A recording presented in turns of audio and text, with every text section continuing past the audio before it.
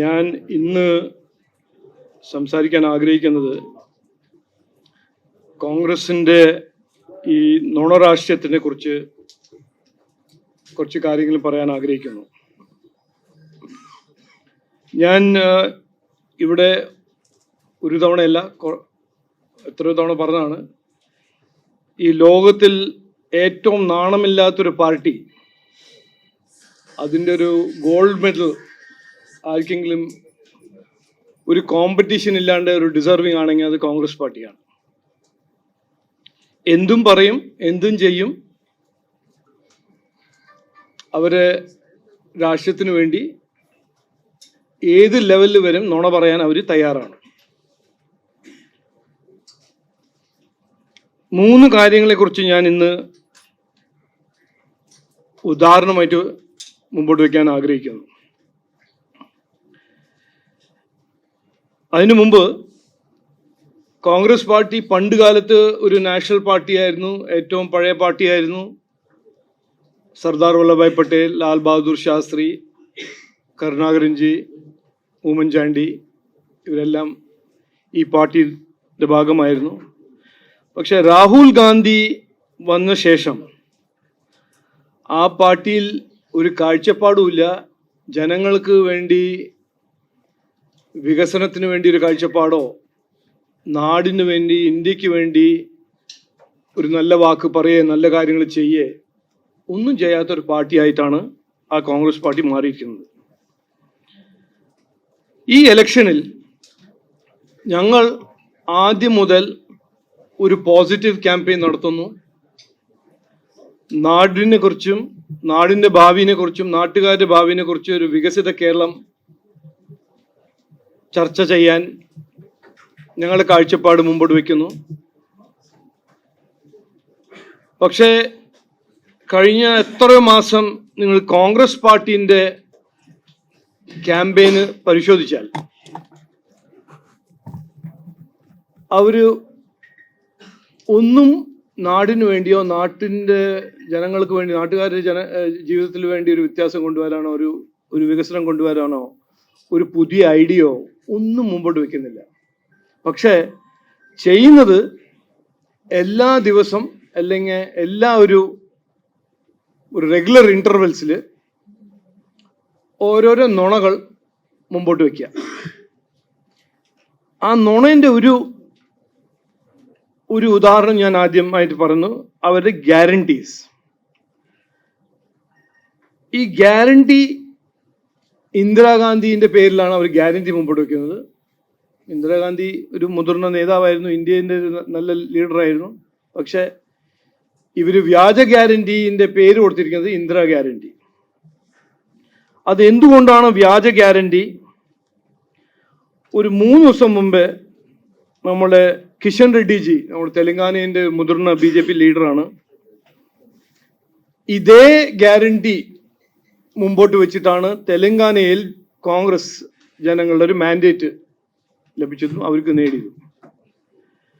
അവിടെ എന്താണ് ഈ ഗ്യാരണ്ടി പ്രഖ്യാപിച്ച് വോട്ട് നേടിയ കോൺഗ്രസ് പാർട്ടീൻ്റെ പെർഫോമൻസ് എന്താണ്, എന്ത് ചെയ്തു, എന്ത് ചെയ്തിട്ടില്ല എന്ന് ഞാൻ ഇന്നൊന്ന് അവതരിപ്പിക്കാൻ ആഗ്രഹിക്കുന്നു. കർഷകർക്ക് 15,000 രൂപ പെർ ഏക്കർ ആയിരുന്നു അവരുടെ വാഗ്ദാനം. 75 ലക്ഷം കർഷകർക്ക് ഇത് അവർ വാഗ്ദാനം കൊടുത്തതായിരുന്നു. എത്രയോ ക്രോപ്പിംഗ് സീസൺ കഴിഞ്ഞിട്ടും ഇന്നും ആർക്കും ഒന്നും കിട്ടിയിട്ടില്ല. ഒന്ന്. രണ്ടാമത്തെ വാഗ്ദാനം 10 ക്രോപ്സ് മിനിമം സപ്പോർട്ട് പ്രൈസ് കൊടുക്കും, 500 രൂപ ബോണസ് പെർ ക്വിൻ്റൽ നെല്ലിന് കൊടുക്കും എന്നൊരു രണ്ടാമത്തെ വാഗ്ദാനമായിരുന്നു കോൺഗ്രസ് പാർട്ടി തെലങ്കാനയിൽ ഇലക്ഷൻ കൊടുത്തത്. അതും ഇന്ന് നടപ്പിലാക്കിയിട്ടില്ല ഇന്നുവരെ. കർഷക ലോൺ വേവർ, മൂന്നാമത്തെ വാഗ്ദാനം. 40 ലക്ഷം കർഷകർക്ക് ഈ ഒരു ലോൺ വേവർ തരും എന്നാണ് കോൺഗ്രസ് കൊടുത്ത വാഗ്ദാനം. അതും ഇന്ന് ചെയ്തിട്ടില്ല. സർക്കാർ പറഞ്ഞു ഞങ്ങളുടെ അടുത്ത് കാശില്ല. ഏത് സർക്കാർ? കോൺഗ്രസ് സർക്കാർ. സ്ത്രീകൾക്ക് 2500 രൂപ പെർ മന്ത് എല്ലാ മാസവും, 10 ഗ്രാം സ്വർണം, 1 ലക്ഷം financial assistance for BPL families. 1 കോടി മഹിളകൾക്ക് ഇതൊരു വാഗ്ദാനമായിരുന്നു. ഒരു ഒറ്റ മഹിളയ്ക്ക് അത് കിട്ടിയിട്ടില്ല. സ്റ്റുഡൻസ് 5 ലക്ഷം അസിസ്റ്റൻസ് കിട്ടും, 2 ലക്ഷം ഗവൺമെന്റ് ജോബ് കിട്ടും, ആദ്യത്തെ കൊല്ലത്തിൽ കിട്ടും എന്ന് വാഗ്ദാനം കൊടുത്ത കോൺഗ്രസ് പാർട്ടി ഒരു നയാ പൈസയും ഒരു ചുക്കും ഒരു തൊഴിലും കൊടുത്തിട്ടില്ല. സീനിയർ സിറ്റിസൺസും വിഡോസ് അവർക്ക് കൊടുത്ത വാഗ്ദാനമായിരുന്നു 2000 രൂപ പെൻഷൻ 2000 നിന്ന് 4000 ആക്കും. ഡിസബിലിറ്റീസ് ഉള്ള സാധാരണക്കാർക്ക് ഒരു 6000 രൂപയുടെ പെൻഷൻസ്. ഇന്നും അത് ആർക്കും കിട്ടുന്നില്ല.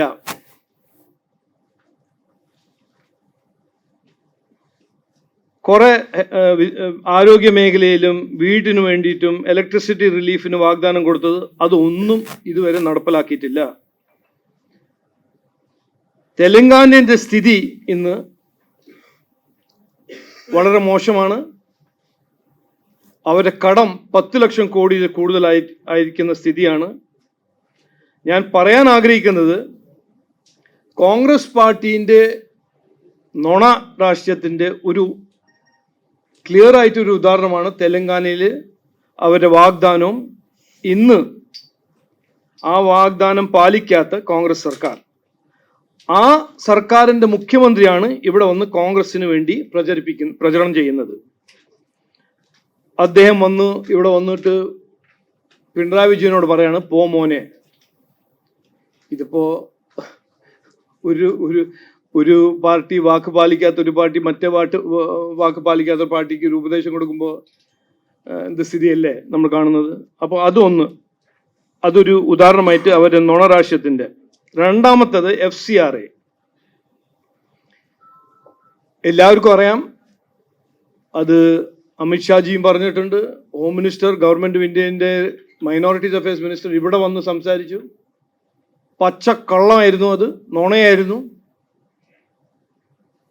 ഒരു സമുദായത്തിനെ പേടിപ്പിക്കാനും ഒരു സമുദായത്തിന്റെ മനസ്സിൽ ഒരു ആശങ്ക ഉണ്ടാക്കാൻ ഒരു പ്രചരണം നടത്തിയ കാര്യമായിരുന്നു. FCRA ബിൽ ആന്റി ക്രിസ്ത്യൻ ആണെന്ന് പറഞ്ഞു നടക്കുന്ന കോൺഗ്രസ് പാർട്ടി അതിനെയും പൊളിച്ചു. മൂന്നാമത്തെ ഒരു നുണ, ഇത് ഉദാഹരണം ഞാൻ പറയാണ്, ഡീൽ. ഇന്നത്തെ ന്യൂസ് പേപ്പർ നോക്കുമ്പോൾ ഡീലിനെ കുറിച്ച് സംസാരിക്കുന്നത് കോൺഗ്രസിന്റെ സ്റ്റാർ ക്യാമ്പയിനറായ DK ശിവകുമാറാണ്. അതിനൊപ്പം മറ്റൊരു land grabbing Karnataka leader Mallikarjun Kharge. ഇവരാണ് ഇവിടെ കേരളത്തിൽ വന്ന് ഡീലിന്റെ ഉപദേശം തരുന്നത്. അപ്പൊ അവരൊരു ബാക്ക്ഗ്രൗണ്ട് ഒന്ന് മനസ്സിലാക്കണം. BJPന്റെ പ്രചരണത്തിന്റെ ഭാഗമായി നരേന്ദ്രമോദിജി വരുന്നു, അമിത്ഷാജി വരുന്നു, നിർമ്മല സീതാരാമൻ വരുന്നു, നഡ്ഡാജി വരുന്നു. കോൺഗ്രസ് കൊണ്ടുവരുന്നത് DK ശിവകുമാർ, ഖർഗെ, രേവന്ത് റെഡ്ഡി. ഇനിയിപ്പോ അതിനെക്കുറിച്ച് ഞാൻ ഒന്നും പറയുന്നില്ല, നിങ്ങൾ തന്നെ അതിന്റെ മാത്തമാറ്റിക്സ് കാൽക്കുലേറ്റ് ചെയ്തോളൂ. ഈ ഡീലിനെ കുറിച്ച് അവർ നന്നായി പ്രചരണം ചെയ്യാൻ ഒരു ശ്രമം നടത്തുമ്പോൾ ഈ ഡീലിന്റെ പിന്നിൽ എന്താണ്, ആരാണ് ഇവിടെ ശരിക്കും ഡീൽ ചെയ്യുന്നത്, അത് ഞാനൊന്ന് കൃത്യമായി ഒരിക്കൽ കൂടി പറയാൻ ആഗ്രഹിക്കുന്നു. തെളിവുണ്ട്, ഇതിലൊരു ഡൗട്ടും ഒരു സംശയവും ഇല്ലാത്ത കാര്യങ്ങളാണ് ഞാൻ പറഞ്ഞത്. CPM കോൺഗ്രസ് തമ്മിൽ ഡീൽ ഉണ്ടോ? ഇല്ലേ? ഉണ്ട്. 27 സംസ്ഥാനത്തിലും 8 യൂണിയൻ ടെറിട്ടറീസിൽ ഡീലുണ്ട്. പുതുച്ചേരിയിലും തമിഴ്നാട്ടിലും ഇപ്പോൾ നടക്കുന്ന തെരഞ്ഞെടുപ്പിൽ ഒരുമിച്ച് മത്സരിക്കുന്നത് CPM കോൺഗ്രസ് ആണ്. അവിടെ ഒരു ഡീലുണ്ട്. കോൺഗ്രസും ഇസ്ലാമി തമ്മിൽ ഡീലില്ലേ? ഡീലുണ്ട്. ഈ കോൺഗ്രസ് CPMന്റെ ഡീലിനെ കുറിച്ച് മറ്റൊരു തെളിവ് 10 കൊല്ലം പ്രതിപക്ഷ പാർട്ടിയായ കോൺഗ്രസ് പാർട്ടി 10 കൊല്ലം CPM-ന്റെ എതിരെ എന്തെങ്കിലും ചെയ്തോ പറഞ്ഞോ? ശബരിമല കൊള്ള,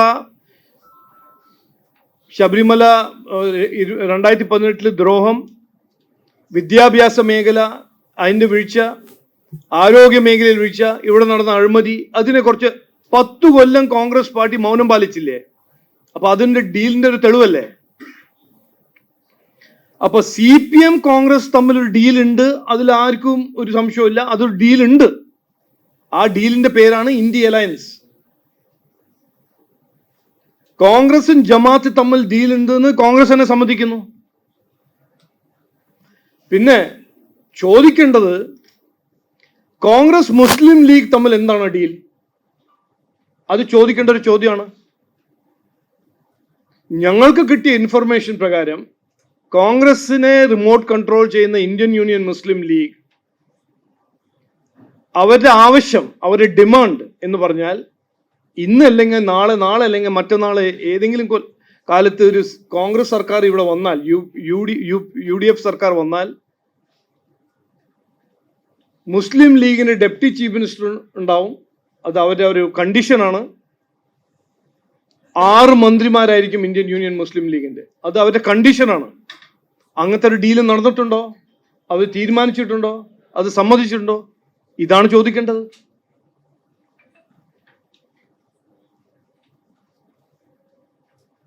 ഇന്ത്യൻ യൂണിയൻ മുസ്ലിം ലീഗും ജമാഅത്തിന്റെ തമ്മിൽ എന്താണ് ഡീൽ? മുസ്ലിം ലീഗ് ജമാഅത്തും SDPI തമ്മിൽ എന്താണ് ഡീൽ? ഡീൽ ഉണ്ടെന്ന് എല്ലാവർക്കും അറിയാം. ആ ഡീൽ എന്താണെന്ന് മുസ്ലിം ലീഗ് പറയട്ടെ, കോൺഗ്രസ് പറയട്ടെ. അപ്പൊ ഇത് മൂന്നാമത്തെ ഒരു നുണ, ഡീൽ. CPM-ഉം BJP തമ്മിൽ ഡീലിന്റെ സാധ്യത ഒരു മൊട്ട പൂജ്യമാണ്, 0 ആണ്. കാരണം CPM-നെ എക്സ്പോസ് ചെയ്യുന്ന ഒരു ഒറ്റ പാർട്ടിയാണ് കേരളത്തിൽ. CPM-ന്റെ അഴിമതി, CPM-ന്റെ ശബരിമല കൊള്ള, CPM-ന്റെ എക്സാലോജിക് സ്കാം, ഓരോരോ സ്കാമിന്റെ പിന്നിൽ BJP NDA ആണ്. അവരുടെ അഴിമതിയും അവരുടെ ദുർഭരണവും അവരുടെ കുറ്റകരമായ അനാസ്ഥയും അവരെ തോൽപ്പിക്കുന്നത് BJP ആണ്. കോർപ്പറേഷൻ അവരെ തോൽപ്പിച്ചിട്ടാണ് BJP ജയിച്ചത്. അപ്പോൾ ഈ നുണ പ്രചരിപ്പിച്ച് അവരെ ഡീലിൽ നിന്ന് ശ്രദ്ധ തിരിക്കാൻ കോൺഗ്രസിന്റെ ശ്രമം, അത് തെലങ്കാനയിൽ നടക്കും, അത് കേരളത്തിൽ നടക്കില്ല എന്ന് ഞാൻ കൃത്യമായി പറയാൻ ആഗ്രഹിക്കുന്നു. കാരണം ഇവിടെ വോട്ട് ചെയ്യുന്നത് മലയാളിയാണ്. തെലങ്കാനയിൽ നടക്കുന്ന തന്ത്രവും തെലങ്കാനയിൽ വിഡ്ഢിയാക്കുന്ന രാഷ്ട്രീയവും ഇവിടെ നടക്കില്ല. അത് ഞങ്ങൾ നടക്കാൻ സമ്മതിക്കില്ല എന്ന് ഞങ്ങൾ പറയാൻ ആഗ്രഹിക്കുന്നു. പിന്നെ നാലാമത്തെ ഒരു നുണന്റെ ഒരു ഉദാഹരണം, രാഹുൽ ഗാന്ധി ഈ നുണയുടെ ഡിപ്പാർട്ട്മെന്റിൽ ഒരു PhD പോസ്റ്റ് ഡോക്ടറൽ മാസ്റ്ററാണ്, അതിൽ ആർക്കും സംശയമില്ല. പക്ഷെ ഇന്നലെ ആസാം ചീഫ് മിനിസ്റ്ററിന്റെ എതിരെ കോൺഗ്രസ് പാർട്ടി AICC ഹെഡ്ക്വാർട്ടേഴ്സിൽ നടന്ന പ്രസ് വാർത്ത, ഇതെല്ലാം മാധ്യമ സുഹൃത്തൊന്ന് പഠിച്ച് മനസ്സിലാക്കണം.